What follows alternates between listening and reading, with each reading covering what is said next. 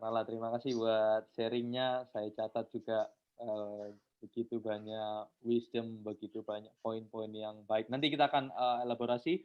Hadir bersama dengan kita juga di online, di Zoom kita. Ada 4 tamu. Saya perkenalkan satu persatu. 4 tamu anak Tuhan, juga ada hamba Tuhan. 2 orang anak Tuhan, mereka adalah wirausaha, entrepreneur. Yang pertama, Bapak Heru dari kota Sidoarjo. Beliau memiliki usaha kuliner. Jadi beliau memiliki rumah makan Depot di Sidoarjo dan di kota Surabaya. Beliau juga akan nanti saya akan bertanya dan share kemudian berinteraksi. Yang kedua anak Tuhan dari kota Depok, Bapak Marcel.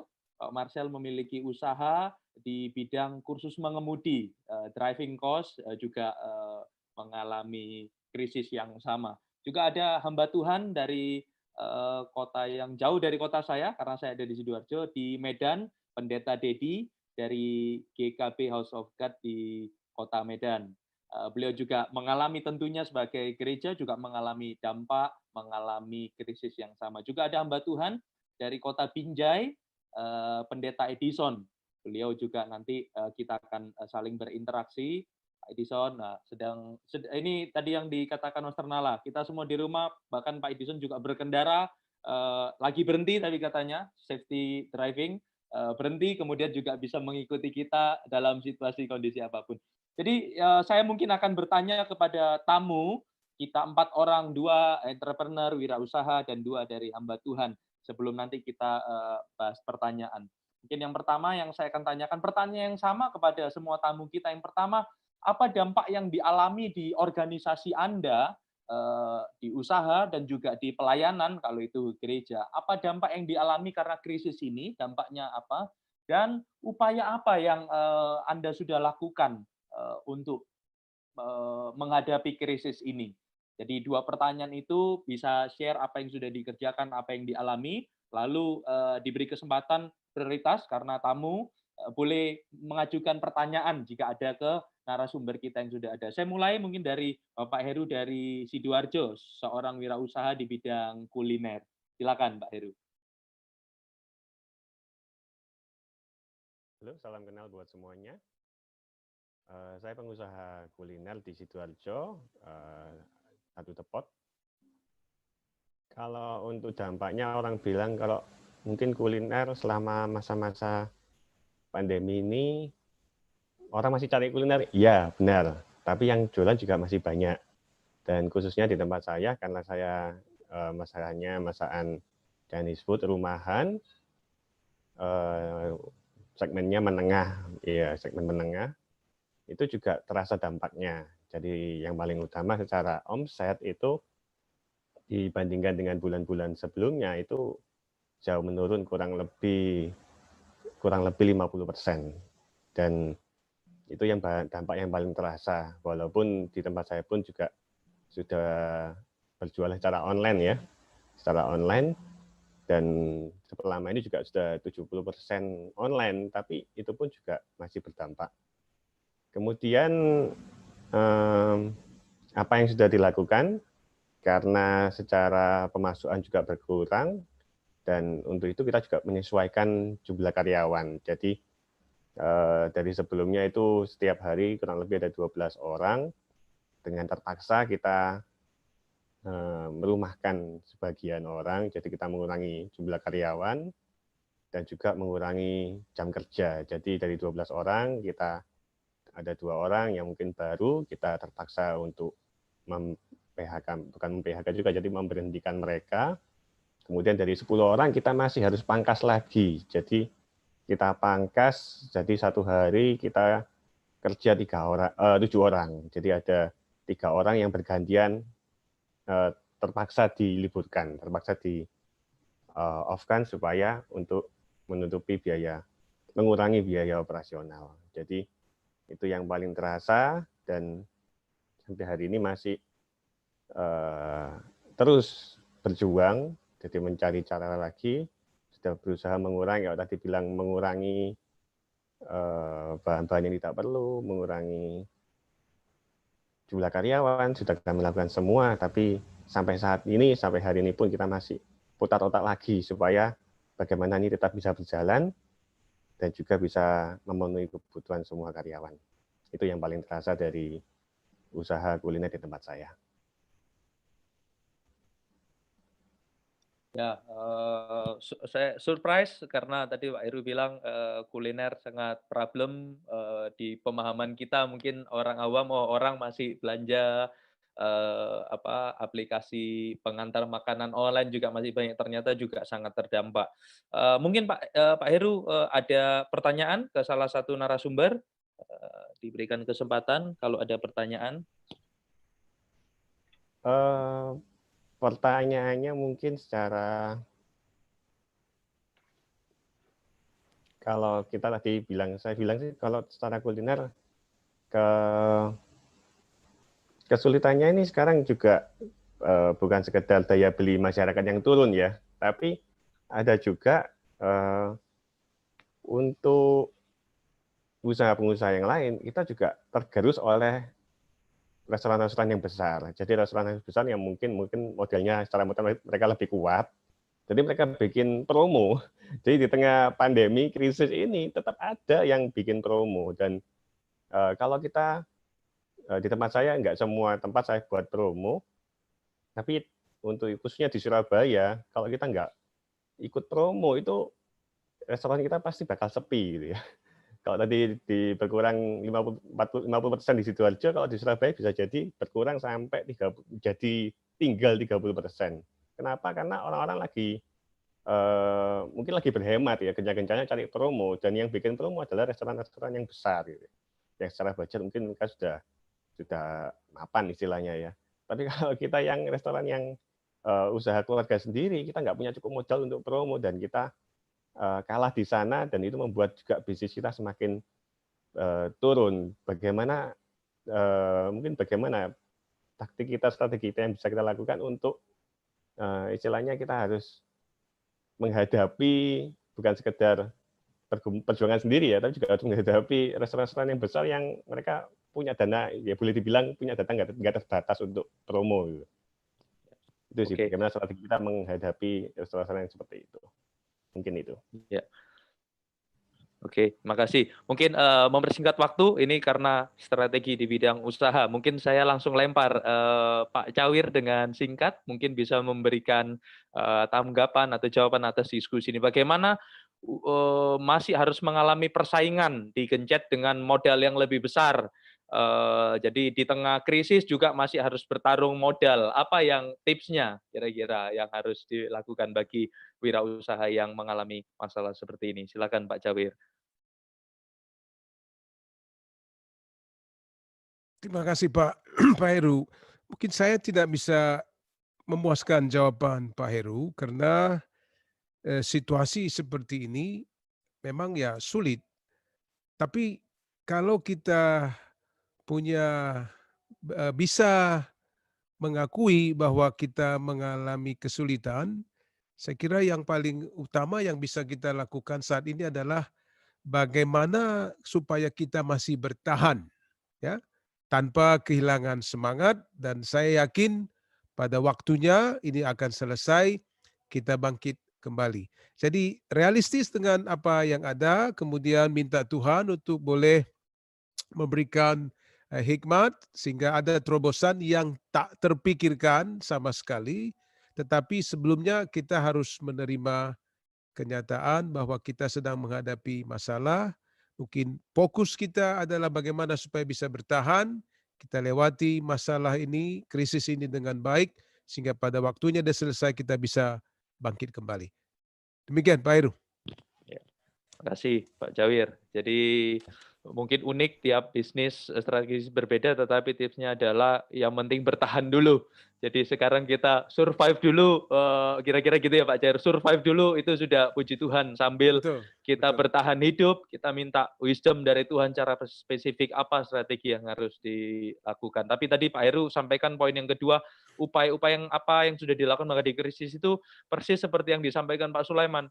Potong semua, seperti Paulus, membuang semua barang-barang yang tidak perlu. Kalau bicara tentang merumahkan, itu bukan salah mereka, bukan salah siapa-siapa, tetapi kapal harus tetap berlayar. Saya rasa itu sudah sangat baik. Tamu kita yang kedua, kemudian kita akan masuk nanti ke tamu yang selanjutnya.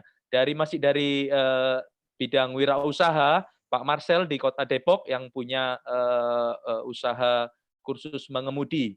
Mungkin bisa menjawab atau sharing. Ada 2 poin yang di-sharingkan. Apa dampak yang dialami selama krisis dan apa upaya yang sudah dilakukan untuk bertahan menghadapi krisis ini? Silakan Pak Marcel. Oke, shalom teman-teman semua, rekan-rekan hamba Tuhan yang saya hormati. Shalom, perkenalkan nama saya Marcel Kurniawan. Saya Training Director dari RDC, yaitu kursus mengemudi di Kota Depok.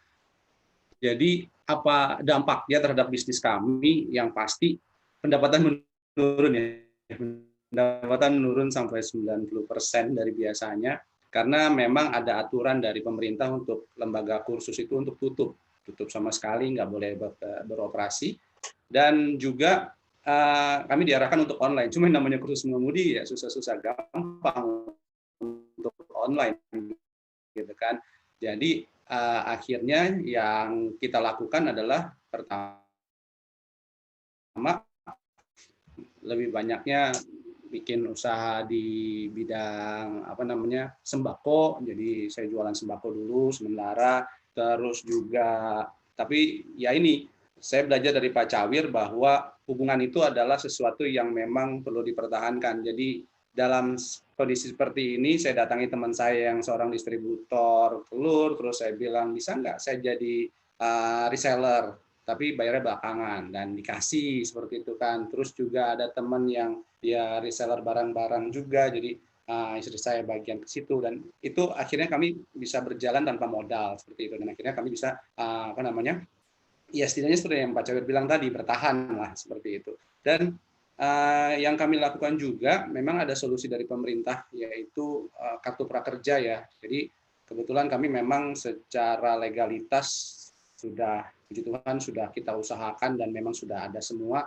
Kita itu sudah mitra prakerja, cuma masalahnya adalah karena tiba-tiba beralih nih dari offline ke online, nah kami harus mempersiapkan semuanya dalam waktu yang singkat. Benar tadi kata Pastor Nala bahwa ini adalah ujian plus sama belajar gitu kan. Nah, di sini akhirnya ya kami harus membuat online sistemnya, kami membuat learning management sistemnya sendiri, ya kan. Dan pada saat yang bersamaan, sama juga kayak Pak Heru bilang, kami harus bersaing dengan mitra-mitra kartu prakerja yang memang sudah besar gitu loh, kayak Tokopedia, kayak Ruang Guru. Nah, itu yang akhirnya kadang-kadang membuat saya, aduh, ini bisa nggak ya? Tapi ya kita usahain terus, kita pastikan kita kerjakan terus, ya mudah-mudahan sih memang ini bisa berhasil lah ya dengan kartu prakerja ini, sehingga kita bukan bisa sekedar bertahan tapi juga bisa survive gitu. Karena sekarang ya sama, kami juga sudah merumahkan karyawan kan, memang sudah tidak ada kegiatan di kantor, ya kami rumahkan dulu.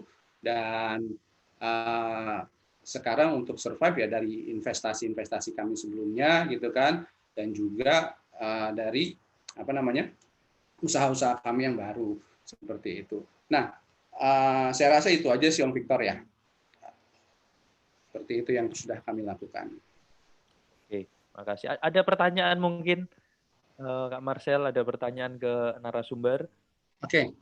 Nah, saya belajar banyak dari Pak Cawir ya soal memberi, ya kan, terutama dalam kondisi krisis ini. Jadi kami memang mengusahakan untuk tetap memberi, terutama yang memang diwajibkan kayak perpuluhan atau persembahan seperti itu. Nah, saya mau dijabarkan lagi lebih, di-elaborate lebih baik lagi, mungkin dari Pastor Nala dan Pastor Cawir, boleh di-share ke teman-teman semua. Kenapa sih dalam krisis seperti ini kita harus memberi malah seperti itu? Oke, itu aja Om Victor. Ya, mungkin Pastor Nala bisa menjawab karena kita waktu terbatas. Tadi Pak Jar sudah jawab. Mungkin Pastor Nala bisa bantu menjawab tentang bagaimana dalam situasi yang sulit seperti ini. Kak Marcel cerita pemasukan drop sampai 90%. Saya nggak bisa membayangkan 90%, tapi tetap memberi. Pastor Nala mungkin bisa share. itu kita percaya tetap ada mujizat. Kita percaya mujizat kesehatan. Kita percaya bahwa COVID-19 orang yang terkena bisa sembuh. Dan kita juga percaya bahwa ekonomi yang terkena itu juga bisa sembuh. Ya.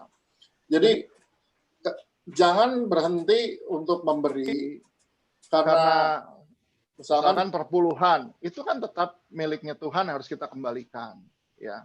Perpuluhan ada milik Tuhan, harus kita kembalikan. Jadi berapapun kita dapat, kita masuk, sisihkan miliknya Tuhan. Kembalikan, itu punyanya Tuhan. Tapi memberi, janda Sarfat itu kan sampai bilang begini sama Nabi Elia. Ketika Elia bilang, beri aku makan, janda Sarfat kan bilang begini, kami udah tinggal punya ini nih, tepung dan minyak. Yang kalau kita makan sekarang, besok pun kami mati. Tapi Nabi Elia bilang gini, kamu buat dulu sepotong kecil roti buat saya, kue kecil buat saya, baru kamu makan. Nabi Elia nggak bilang begini, buat itu semua buat saya makan, kamu nggak usah makan. Nggak gitu. Nggak gitu. Tetap Tuhan suruh janda Sarfat menabur dulu kecil.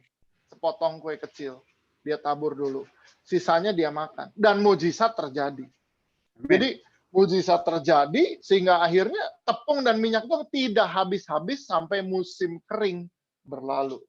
Nah, sekarang kan lagi musim kering nih secara ekonomi. Artinya kita percaya mujizat Sarfat ini juga bisa terjadi sampai musim COVID berlalu. Ya. Jadi Tuhan juga mau terus kita punya hati yang benar. Bukan hati yang dikuasai COVID, bukan dikuasai krisis, bukan dikuasai uang. Nggak ada uang, saya nggak hidup. Oh enggak. Saya percaya bahwa even burung gagak itu masih bisa disuruh antar makanan buat Elia. Ya ketika dia harus di tepi sungai Kerit, ya dia diam di situ dan Tuhan masih bisa suruh burung gagak anterin daging dan roti. Jadi mari kita juga percaya mujizat dalam keuangan. Tapi untuk mujizat terjadi ada partnya kita, ada bagiannya kita. Tuhan mau lihat hati kita juga, hati yang tidak berubah karena krisis ini. Be generous karena krisis ini. Kita bilang, oh saya susah. Ada yang lebih susah dari kamu. Ya, jadi di tengah krisis ini jangan berhenti memberi. Tetap memberi. Ya, mungkin angkanya yang berbeda sama biasanya. Tetapi hati yang memberinya jangan pernah berubah. Itu yang bisa saya sampaikan. Oke, Tuhan berkati. Wow. Oh, luar biasa dari Pastor Nala, semoga jadi berkat. Kita masih punya 2 tamu lagi yang akan saya tanya, share, kemudian kita masuk ke pertanyaan dari YouTube. Ada beberapa menit terakhir, teman-teman yang masih online bertahan di kita di YouTube, kalau masih ada pertanyaan silakan ketik di kolom komen. Dan juga nanti selesai acara, kami akan memposting satu link yang berisi form feedback atau form evaluasi. Kami sangat berharap semua yang bergabung bisa mengisi form ini supaya menjadi masukan bagi kami untuk kami melanjutkan bagaimana kami harus menyesuaikan program kami menjadi evaluasi yang sangat baik bagi kami. Tamu kita yang ketiga, Pendeta Dedi Taren dari GKB House of God di Kota Medan.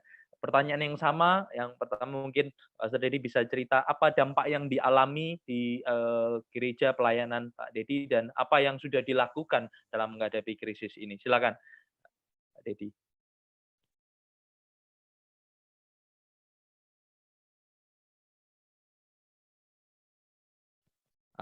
Mungkin mikrofonnya harus di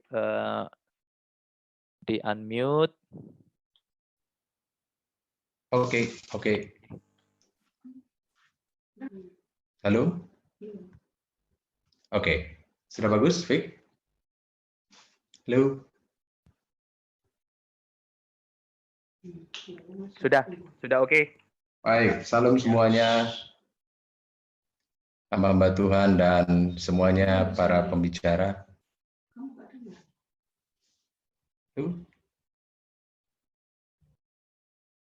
Masuk, Kak. Bisa. Mic-nya mati lagi. Dari mikrofonnya.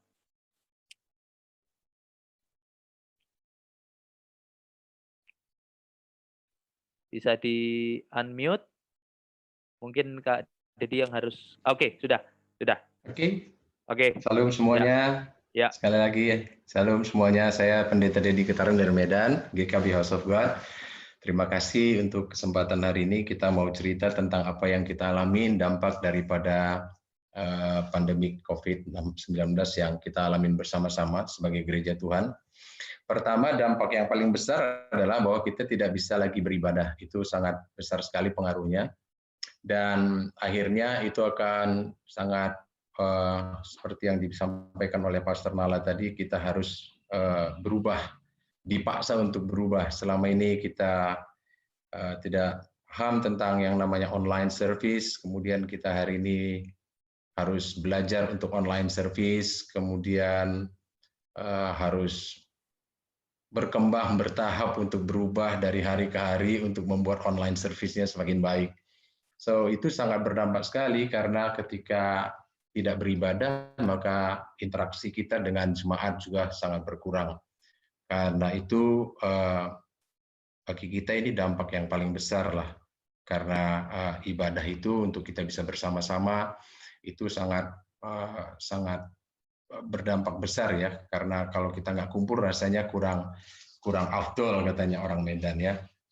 Kemudian dampak yang kedua itu adalah dampak ekonomi ya. Karena akibat COVID-19 ini semuanya bisnis di jemaat juga ngalamin penurunan, pemasukan juga berkurang, ada banyak usaha yang harus tutup untuk sementara waktu karena tidak ada lagi yang mereka bisa kerjakan karena mereka harus dirumahkan, semua peserta didik harus dirumahkan dan lain sebagainya. Akhirnya ada bisnis yang harus tutup sama sekali dan tidak mengerjakan apa-apa. So dampaknya sangat besar sekali. Khususnya bagi orang-orang yang perekonomiannya rendah, itu juga sangat berpengaruh karena kita juga melayani orang-orang yang jemaat yang ekonominya rendah. Nah untuk itu mengatasi itu semuanya, kita jemaat bersama-sama dengan kekuatan yang ada, dengan kemampuan yang ada, kita menolong mereka dengan memberikan bantuan sembako berupa beras, kemudian makanan-makanan pokok bagi mereka. So jadi kita menggerakkan semuanya jemaat bersama-sama bergandengan tangan untuk menolongin mereka. Jadi sampai hari ini kita masih memberikan bantuan kepada mereka supaya mereka masih bisa survive untuk hidup. Kemudian tetapi dampak daripada COVID-19 ini ternyata membuat potensi jemaat juga muncul karena munculnya kreativitas dari jemaat. Akhirnya jemaat-jemaat yang mereka mempunyai kemampuan untuk membuat sesuatu, mereka akhirnya sekarang membuat sesuatu dan akhirnya mereka jual secara online. Apa yang tadinya tidak terfikirkan sekarang muncul dan mereka mulai melakukan produksi di rumah dan kemudian mereka menjualnya. Saya kasih kesaksian ada teman kita yang bisa membuat hand sanitizer, kemudian mereka buat hand sanitizer, kemudian mereka jual hand sanitizer.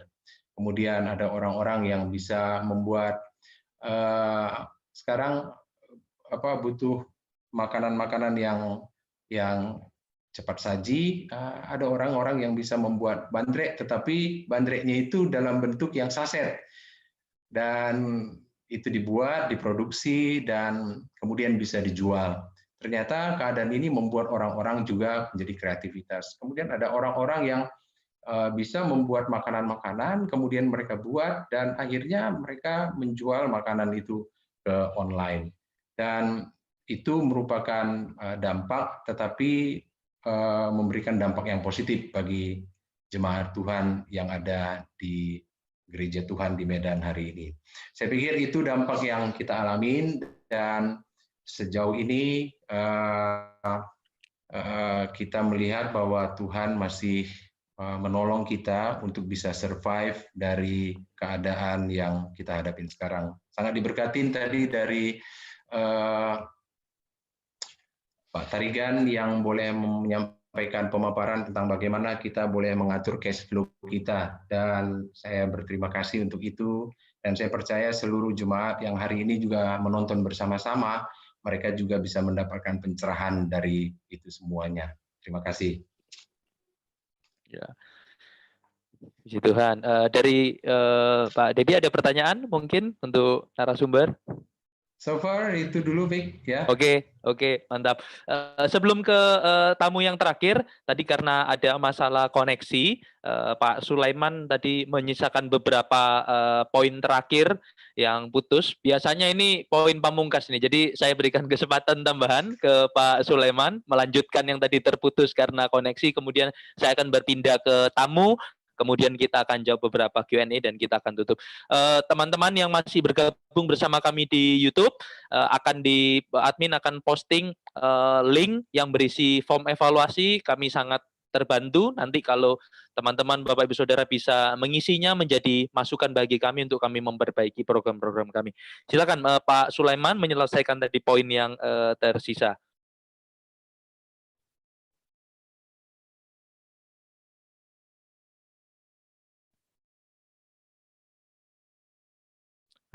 Mikrofon. Unmute. Oke, udah Pak. Udah ya? Masuk. Oke. Baik. Maafkan saya nggak tahu juga apa yang terjadi, tapi biar kiranya kesimpulan yang saya sampaikan ini bisa memberikan perspektif yang baru ya. Untuk yang pertama tadi adalah masalah kita dipaksa berubah. Saya kira sudah cukup banyak dijelaskan oleh Pastor Nala juga Pak Cawir. Ya, belajar dengan cepat dalam ujian yang sedang terjadi. Terus yang kedua adalah manusia memang sangat rapuh. Kalau kita lihat begitu banyak orang-orang yang terdampak, ya tidak pandang bulu atau diskriminasi, ada presiden, wakil presiden, ada perdana menteri, pangeran, olahragawan, artis, hamba Tuhan, menteri, masyarakat, semuanya terkena tanpa memandang sosial mereka. Memang di dalam banyak kasus kesehatan, orang yang memiliki kemampuan lebih dalam bidang keuangan, dalam arti keuangannya cukup mampu, dia bisa mendapatkan rumah sakit yang terbaik, tempat berobat yang terbaik, obat-obatan yang terbaik, perawatan yang terbaik. Tapi saat ini ternyata memang walaupun punya kemampuan lebih di dalam keuangan, cuma bisa membeli alat uji yang menyatakan bahwa seorang itu sudah terkena infeksi atau tidak. Memang saya berharap bahwa penelitian untuk virus ini sekiranya seperti yang kita dengar mungkin akan ditemukan mungkin 1 atau setengah tahun ke depan, tapi saya berharap kiranya jangan seperti kasus vaksin SARS dan MERS yang sesudah berlalu akhirnya dilupakan dan dianggap sesuatu yang kurang penting. Yang ketiga adalah perencanaan keuangan. Perencanaan dibuat dalam rangka atau membuat peta mencapai tujuan. Tapi di dalam rencana yang dibuat itu adalah berdasarkan asumsi-asumsi. Asumsi dari masa lalu, pengalaman, kejadian-kejadian ditambah dengan kejadian hari ini. Yang diharapkan akan terjadi nanti di masa depan. Ya, berapa banyak rencana yang harus direview, harus ditulis ulang. Rencana ekspansi usaha, rencana sales, rencana laba, rencana pertemuan keluarga, perjalanan, semua harus dirombak ulang. Karena begitu sesuatu yang tidak pasti. Yang keempat adalah selalu ada harapan, ada pelangi sehabis hujan. Firman Tuhan memberikan kita harapan dan kekuatan. Di dalam Mazmur 23 ayat yang keempat dikatakan, sekalipun aku berjalan dalam lembah kekelaman, aku tidak takut bahaya, sebab Engkau besertaku. Kita tidak tinggal di dalam kekelaman, kita tidak diam di dalam kekelaman, tetapi kita berjalan melewati lembah kekelaman. Kita berjalan melewati lembah kekelaman bersama dengan Tuhan Yesus. Dalam melewati lembah kekelaman, kita tidak perlu iman yang besar. Yang kita perlu adalah tetap beriman kepada Tuhan Yesus yang besar, yang menciptakan langit, yang menciptakan bumi dan segala isinya. Dia yang memegang kendali atas hidup kita sampai hari ini dan sampai selama-lamanya. Tuhan memberkati. Haleluya. Puji Tuhan, terima kasih Pak Sulaiman. Tamu yang terakhir sebelum kita beralih ke ada beberapa pertanyaan menarik yang sudah masuk, Pak Pendeta Edison. Pak Edison ada di Kota Binjai. Kalau Pak Dedi tadi mungkin sudah beberapa tahun melayani, Pak Edison yang saya tahu baru saja mulai pelayanan perintisan, kemudian harus menghadapi situasi yang seperti ini. Pak Edison bisa menceritakan 2 poin. Pertama, apa yang dialami, apa yang dihadapi, Dan yang kedua, apa yang sudah dilakukan dalam mengatasi atau menghadapi krisis ini? Silakan Pak Pendeta Edison. Makasih Pak Victor, dan waktu memang singkat. Apa yang sudah kami hadapi, apa yang kami hadapi dalam pelayanan di Bijai memang begitu rumit, tetapi kami terus bertahan. Dan pada akhirnya setelah sekian lama, kemudian dalam waktu yang baru saja kami dipercayakan satu pelayanan di daerah Bahorok, Bukit Lawang, Kabupaten Langkat. Dan saya kemudian harus menangani pelayanan ini dalam situasi krisis, dalam keadaan krisis sudah datang. Nah, oleh sebab itu saya harus melihat di Alkitab bagaimana Alkitab mengajari untuk bisa menghadapi krisis ini. Nah, pada masa Paulus di surat Korintus kita melihat bahwa saat itu juga Paulus melayani jemaat yang juga sedang menghadapi krisis. Dia tahu jemaat di Yerusalem menghadapi krisis, dan kemudian dia menghimbau jemaat-jemaat baik yang ada di Akhaya dengan membanggakan jemaat yang ada di Makedonia yang juga bisa memberi bantuan. Karena dalam surat Roma, kitab Roma pasal 15 ayat 1 disebut kita yang kuat harus menanggung yang lemah. Wajib menanggung yang lemah gitu, yang kurang kuat. Jadi artinya tugas saya sebagai hamba Tuhan, sebagai gembala sidang adalah menghimbau, memobilisasi jemaat yang ada untuk bisa membantu yang lemah. Walaupun mereka sendiri dalam keadaan menghadapi krisis. Tapi saya sampaikan seperti tadi Pastor Nala dari Bandung mengatakan, janda di Sarfat, dalam membantu, dalam memberi itu, tidak tunggu kaya dulu. Sekarang orang lagi krisis semua. Tapi janda di Sarfat yang hanya mempunyai sedikit saja, bisa mengalami mujizat karena dia memberi. Jadi itu yang kami lakukan pada hari Minggu yang kemarin. Beberapa hari sebelum hari Minggu saya mengumpulkan pelayan-pelayan dan kemudian saya katakan, mari kita lakukan sesuatu. Kami data janda-janda yang ada di jemaat, lalu saya katakan kepada para pelayan, kita mulai dari kita. Saya aksi dana sedikit dan kemudian saya himbau mereka, mari kita lakukan kumpul dana dan kita akan memberikan kepada janda-janda ini. Mungkin lebih daripada janda itu banyak juga yang walaupun ada suami, istri lengkap, tapi juga berkekurangan. Tapi mari kita lakukan dulu yang bisa kita lakukan. Ya mungkin janda-janda tidak terlalu banyak, tapi bisa kita lakukan. Nanti akan berkembang, akan bisa juga kepada yang lain. Jemaat-jemaat yang lain juga nanti akan bisa terdorong untuk melakukan sesuatu. Dan seperti yang dilakukan oleh Paulus, dia menghimbau jemaat di Akhaya, jemaat Makedonia yang sekalipun sebenarnya miskin, ya, tetapi mereka kaya dalam kemurahan. Ya, itu ada di dalam surat Korintus, ya, 2 Korintus pasal 8. Jemaat Makedonia miskin namun kaya dalam kemurahan. Mereka malah mendesak Paulus, apalagi yang bisa kami lakukan untuk anak-anak Tuhan, orang-orang kudus yang ada di Yerusalem, yang waktu itu juga hadapi krisis. Dan mereka bisa melakukan sesuatu dan menolong penderitaan, menolong krisis yang ada di Yerusalem. Nah, inilah peran hamba Tuhan juga, peran gembala sidang, saya kira, ya.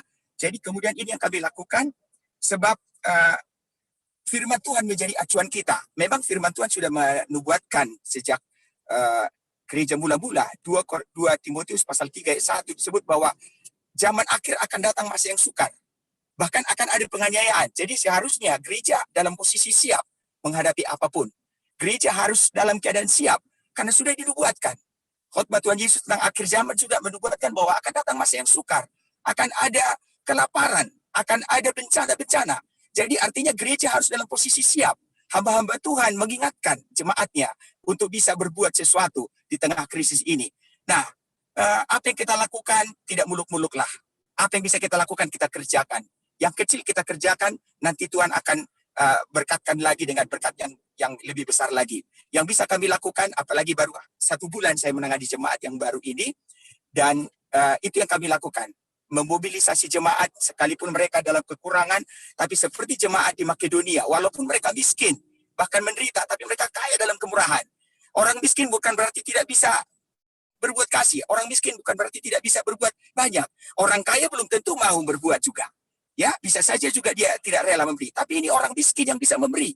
Dia mengikuti iman janda Sarfat yang ketika dia memberi justru mujizat terjadi.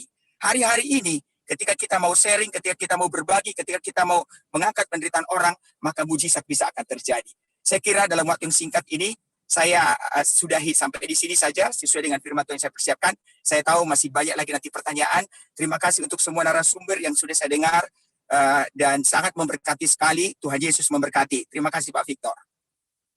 Terima kasih Pak Pendeta Edison. Waktu kita terbatas, saya akan lempar 2 pertanyaan. Kita sudah terlambat dari jadwal. Saya akan lempar ada 2 pertanyaan yang kita pilih dari YouTube komen. Yang pertama, Boy Septarius Taleum Banua. Izin bertanya, langkah konkret apa yang bisa kita ambil untuk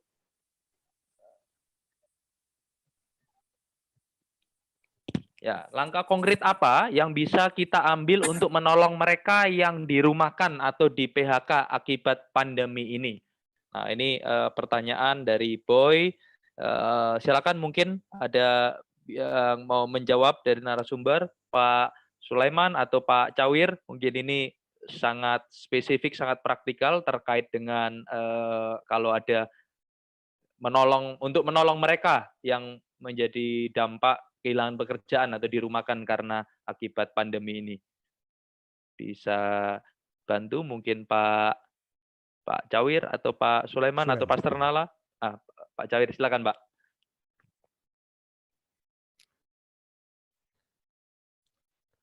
Saya minta Pak Sulaiman Tarigan yang menjawab dalam hal ini karena dia sangat berpengalaman pada krisis-krisis sebelumnya. Beliau sudah ada pengalaman. Maksudnya mungkin supaya bisa lihat dari sisi yang lain. Kalau saya mungkin lebih banyak dari sisi kemanusiaan, tapi sangat tidak ideal mungkin untuk diterapkan. Silakan Pak Tarigan. Terima kasih. Seperti yang saya bilang, saya juga sangat terbatas. Tapi apa yang mungkin saya bisa bagikan adalah memang kreativitas pun terbatas karena pada waktu yang lalu itu tidak terpengaruh besar kepada pengeluaran. Sekarang pengeluaran sudah begitu besar sehingga tidak seimbang. Yang paling utama mungkin apa yang harus dilakukan ya tadi seperti yang Pak Cawir bilang itu, dan mungkin harus ada bagi karena banyak juga memang orang-orang yang bersedia gitu ya, mungkin terbeban juga untuk membantu. Tapi mungkin data daripada orang-orang atau salurannya mungkin harus dengan jelas, dibuat dengan baik, dikomunikasikan. Misalnya kalau misalnya Jumat harus memang ada data di dalam gereja supaya jelas tersalur. Kadang-kadang mungkin orang mau memberi bantuan tidak tahu mau kemana. Jadi bagaimana kita melakukan tindakan itu padahal kita salurannya pun tidak ada. Jadi mungkin saran saya adalah pertama itu memang harus diusahakan. Mungkin pertanyaan dibilang, wah ini benar-benar sudah habis. Tapi saya kira jangan lupa juga bahwa pemerintah juga sudah melakukan jaring pengaman sosial. Apakah itu sudah dilakukan juga? Ya, kalau tidak pun mungkin sesuatu yang paling dekat adalah keluarga, gereja. Nah, gereja harusnya memang sudah ada di dalam tindakan-tindakan dan saluran untuk mendorong juga para orang yang ingin berpartisipasi atau para donatur-donatur yang ingin bersedia menyalurkannya, karena mungkin ya kesulitan gitu, karena ternyata di dalam penyalurannya banyak juga menimbulkan keraguan bagi orang-orang yang ingin memberi. Saya kira itu yang bisa saya sampaikan. Tuhan memberkati. Terima kasih Pak Sulaiman. Jadi saya simpulkan agak sulit melihat situasinya karena tadi dikatakan semua mengalami krisis. Kalau kembali ke yang disampaikan Pak Sulaiman, bukan hanya pengeluaran tetapi pemasukan. Saya bisa paham bahwa tidak mudah untuk sekedar bicara sekarang. Ini solusinya, ini masalahnya, kerjakan akan beres. Mungkin tidak mudah, tetapi tadi Pak Sulaiman katakan inilah kesempatan untuk gereja berperan, gereja memfasilitasi tadi secara konkret. Pastor Nala juga sudah cerita aplikasi terapan yang sudah dilakukan di gereja ICC memfasilitasi salah satunya seperti itu. Saya rasa semoga bisa menjadi inspirasi. Kita akan sampai di akhir, cukup lama kita terlambat. Saya akan tutup dengan satu pertanyaan terakhir ini. Ini pertanyaan saya rasa cocok ditujukan kepada Pastor Nala. Pertanyaan dari Hero Joshua. Saat-saat ini masih banyak gereja yang belum bisa mempercayai anak muda, dengan kata lain generasi milenial. Tolong diberikan saran kepada orang tua atau generasi senior bagaimana dapat percaya kepada generasi milenial. Tadi mungkin sudah disampaikan beberapa poin, tapi mungkin Pastor Nala bisa memberikan punchline kembali, mengelaborasi kembali bagaimana bisa memberikan saran atau berbicara kepada generasi yang senior boleh mempercayakan kepada generasi yang lebih muda atau milenial. Ya, kalau saya jawab pertanyaan ini, bahwa kepercayaan itu dibangun. Jadi yang senior itu perlu melihat bahwa yang muda ini bisa dipercaya. Contoh di masa krisis ini, justru momen yang tepat untuk para senior bisa melihat sesuatu yang dibangun oleh generasi yang muda. Dan ini momen yang tepat juga buat generasi yang muda membangun sesuatu. Contohnya soal online service. Misalkan dia datang sama Pak Gembala, Pak, gimana kalau renungan pagi, Pak? Ini jemaat pagi-pagi bisa ada morning devotion, Pak. Kami yang set up buat Bapak, ini Bapak tinggal masuk, kita shoot. Ini akan dibangun sehingga generasi tua lihat, hey, saya ternyata perlu yang muda-muda untuk mikir gini. Dan jemaat diberkati. Ya, itu contoh. Ya, jadi di dalam keluarga besar saya aja contoh ya. Orang tua saya punya tempat retreat di sebelah utara Bandung, di daerah Lembang. Jadi selama krisis ini kan nggak mungkin ada retreat, karena orang tidak mungkin berkumpul. Jadi tempat retreat semua di-cancel, semua dibatalkan, sehingga akhirnya udah 2 bulan nih kosong. Tapi ibu saya bilang begini, semua yang kerja di sini nggak boleh kita rumahkan. Nah ini kan rumit ya. Ini urusan bisnis, ekonomi, urusan cash flow dicampur aduk dengan hati gembala. Karena ibu saya berprinsip, kasihan kalau mereka dirumahkan. Nanti mereka makan apa? Orang-orang dari yang kerja ini kan dari desa sekitar. Kasihan. Lalu gimana? Yang tua hanya bisa bilang begini, wah, adik saya yang paling kecil itu memang bantu orang tua saya untuk mengelola tempat ini. Dia di awal dia sangat stres dan sedikit emosi juga. Dia cerita sama saya, ini mama nggak bisa dikasih tahu, nggak bisa dibilangin. Dia tetap nggak mau merumahkan orang. Nanti ini gimana? Cash flow udah nggak ada itu.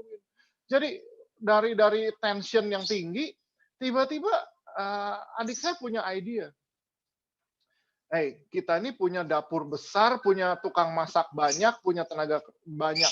Kenapa kita nggak buka order masakannya aja online? Karena orang yang biasa retreat ini juga senang masakan tempat retreat ini yang mana resepnya dipegang oleh ibu saya. Jadi dia mulai buat order berdasarkan PO, purchasing order, untuk pesan makanan dalam porsi-porsi yang entah kecil ataupun besar. Ternyata jalan.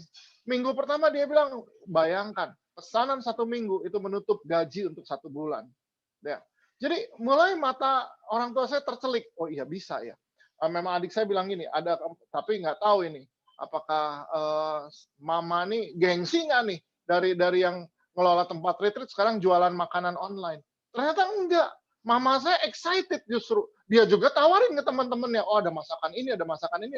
Artinya gini, idenya muncul dari yang muda, tapi yang tua, yang generasi yang senior ini perlu melihat gitu.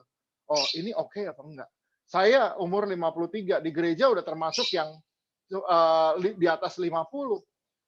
Yang muda-muda nih, saya beri kesempatan, tinggal, gimana? Bisa nggak buat begini? Bisa nggak buat begini? Jadi mereka tunjukkan, jadi saya semakin percaya sama mereka. Jadi memang kepercayaan itu dibangun, bukan diberikan begitu saja. Jadi usulan saya, yang muda nih coba mulai dekati yang tua. Jangan dengan spirit mau mengajari. Jangan dengan spirit, salah ini begini. Kamu nggak ngerti apa-apa. Jangan begitu. Tapi Pak Gembala, boleh nggak kalau saya kasih usul, atau saya yang tangani deh online ini hari Minggu, ini saya yang pegang kamera deh, atau ini saya bantu deh untuk bikin ininya, teksnya. Jadi yang generasi senior mulai lihat, yang muda-muda ini ternyata berpotensi dan mereka punya hati. Ini yang perlu dilihat oleh generasi senior, bahwa yang muda ini punya potensi, dan yang paling penting punya hati. Sebab banyak orang potensial, tapi mereka nggak punya hati. Nah ini yang mereka perlu dilihat dari generasi yang muda ini. Oke, jadi sekali lagi kepercayaan itu dibangun. Jadi mulailah bangun komunikasi, bangun hubungan. Ya, jadi kita nggak bisa begini, hanya lihat yang tua, yang senior bikin sesuatu lalu kita kritik terus daripada kritik. Coba do something dong, coba lakukan sesuatu dong. Daripada kritik, ya buat supaya ini menjadi lebih baik. Ini kan orang tuamu juga, ini juga rumahmu juga, gereja, church is family. And this is our own house. Mari kita bangun bersama-sama. Itu dari saya. Tuhan berkati. Wow, luar biasa. Terima kasih.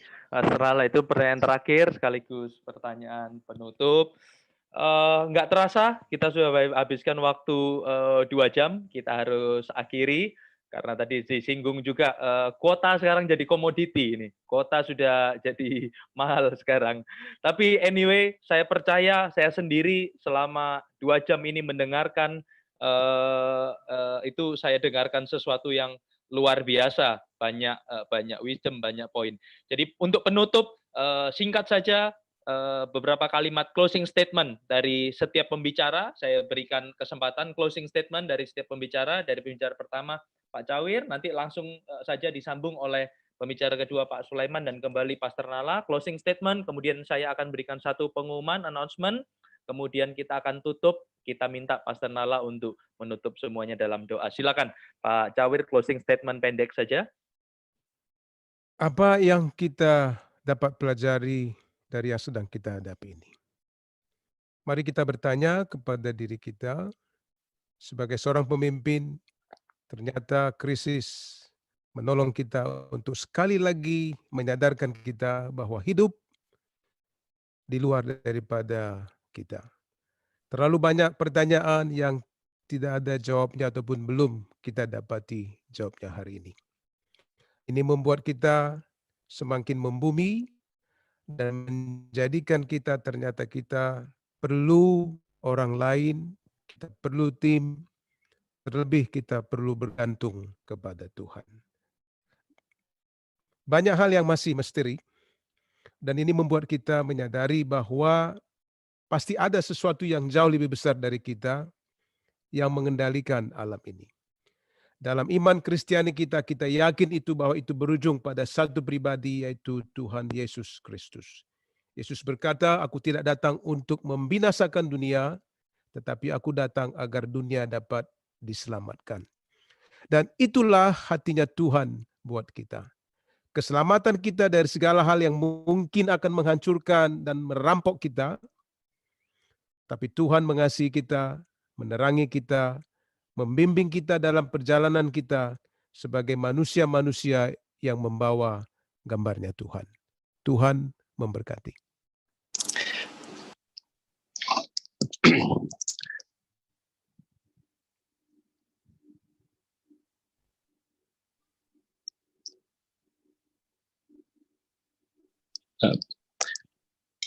Sebagai closing statement, saya ingin mengingatkan kita bahwa hari esok bukan milik kita. Kemampuan dan determinasi tidak mampu memprediksi hari esok secara tepat. Tuhanlah tempat perlindungan kita, tempat pengaduan kita, Dia sumber segala-galanya. Tuhan memberkati. Ya, sebagai penutup saya harus katakan bahwa krisis adalah waktu yang tepat untuk kita melihat tangan Tuhan. Ya, bahwa Tuhan Yesus tidak pernah tinggalkan kita. Bahkan setelah bangkit, dia berkata kepada kedua Maria itu, aku mendahului kamu, I'm going ahead. Ya, I'm going ahead. Jadi kalau kita takut masa depan, Yesus bilang, I'm going ahead. Dia sudah ada di depan. Hari-hari ini, saya pribadi dan semua orang mensyukuri kesehatan tiap hari semata-mata karena kita melihat tangan Tuhan bersama kita. Ya, Tuhan berikan anugerah terus day by day. Krisis adalah momen tepat untuk kita melihat tangan Tuhan. Kedua, krisis adalah tempat di mana kita berubah. Belajar dan berubah. Belajar dan berubah. Kita percaya bahwa Tuhan yang memberikan kita kemampuan untuk memperoleh kemakmuran. Jadi dia yang bisa berikan kita kemampuan untuk kita memperoleh kemakmuran yang kita perlukan bahkan di tengah masa krisis ini. Jadi kenapa kita perlu makmur? Supaya kita bisa memberkati saudara-saudara kita yang lain, yang kekurangan. Hari ini, dan yang ketiga juga, momen krisis adalah momen yang tepat untuk kita mengasihi orang lain. Ya, selalu ada yang kita bisa berikan buat orang lain, selalu kita bisa melihat ada orang yang lebih susah, lebih kurang daripada kita semua. Oke, 3 hal ini, momen tepat untuk lihat tangan Tuhan yang bekerja atas hidup kita, momen tepat untuk berubah, ya, belajar dan berubah, momen tepat untuk mengasihi orang lain. Karena selalu ada yang lebih sulit dari kita hidupnya. Tuhan Yesus memberkati. Mari kita mau sama-sama berdoa. Dimanapun kau berada, apapun yang kau sedang hadapi, mungkin kau sedang menghadapi tekanan di tengah-tengah krisis ini, berdoa supaya di dalam nama Yesus, kalau ada yang rasa sakit, penyakit, ada yang rasa bahwa Tuhan, kadang-kadang kami baca berita COVID terlalu banyak sehingga kami jadi psikosomatis, kami rasa tenggorokan kami nggak enak, kami rasa kami nggak sehat. Yang berdoa di dalam nama Yesus, Tuhan, Kau yang memberi kami kesembuhan. Kami percaya hidup mati di tangan Tuhan. Kami mau lakukan yang terbaik menjaga kehidupan kami setiap hari. Terima kasih Tuhan. Sebab kami percaya social distancing bukan berarti spiritual distancing. Kami nggak jauh dari Tuhan. Terima kasih Tuhan untuk setiap orang yang kehilangan pekerjaan, dirumahkan. Bahkan mereka nggak punya lagi cadangan, nggak punya tabungan. Kami berdoa di dalam nama Yesus. Tuhan, Engkau yang membuka tingkap langit. Ada banyak opportunity, ada banyak kesempatan dan juga pertolongan tangan Tuhan lewat saudara seiman kami. Saya percaya pertolongan Tuhan tidak pernah terlambat. Terima kasih Tuhan, Kau yang menjawab setiap kebutuhan kami, bukan keinginan kami. Hari ini apa yang menjadi kebutuhan kami semua di sini, kami percaya Engkau bahkan sudah mengetahuinya dan Engkau tahu kami perlu ini semua. Terima kasih Tuhan buat siang hari ini. Kami bersyukur dan berkat Tuhan Yesus ada bersama kami semua. Di dalam nama Yesus kami berdoa dan semua yang percaya sama-sama katakan amin. Amin, amin, amin. Terima kasih semuanya buat para pembicara, Pak Cawir, Pak Sulaiman, Pastor Nala, kemudian tamu yang sudah hadir, Pak Heru dari Angkelwe Sidoarjo, Pak Marcel dari RDC Depok, kemudian Pastor Dedi dari GKB House of God, dan Pastor Edison dari GPDI di Binjai dan Bakaru. Terima kasih semuanya. Semua rekan-rekan yang di YouTube, Bapak Ibu Saudara yang mengikuti kita dari YouTube, kita harus selesaikan sampai di sini. Tetapi masih bisa ikuti, kalau ada komen, masukan, pertanyaan bisa drop di live chat. Kemudian ada form feedback dan evaluasi yang Bapak Ibu Saudara bisa isi. Dengan mengisi ini sangat membantu kami untuk mengevaluasi dan kami melakukan lebih baik. Host bisa bantu saya tampilkan, ada titipan pengumuman, Pak Cawir Ginting melalui Facebook-nya malam hari ini mengadakan online talk dengan Daniel Tarigan on air tanggal 21 April hari ini jam 7 malam lewat Facebook ya Pak, lewat Facebook Cawir Ginting, membicarakan, ngobrol tentang pasien yang sudah recovery atau sembuh dari COVID-19. Wah, sangat menarik. Ini adalah pasien yang positif, kemudian sembuh, akan saling berbincang, berbagi testimoni dan sharing. Sekian, saya tutup Leaders Talk, program Ekologi siang hari ini. Sampai ketemu, stay safe, stay healthy, stay blessed. Tuhan Yesus memberkati. Mungkin bisa kasih gallery view, Andi. Oke, supaya kita say goodbye semuanya. Terima kasih. Tuhan memberkati dimanapun kita ada. Tuhan memberkati. Berkati. Tuhan berkati. Tuhan memberkati semua. Pastor Nala, God bless you, Pastor. Pastor Nala. Bang Cawir, makasih. Tuhan berkati Bang. Pastor Tuhan memberkati. Pastor Dedi, Pak Heru. Pak Tarigan. Terima kasih. Tuhan memberkati semuanya. Haleluya. Amin. Amin. Puji Tuhan. Haleluya. Diberkatilah Ekologi. Amin. Amin. Terima kasih.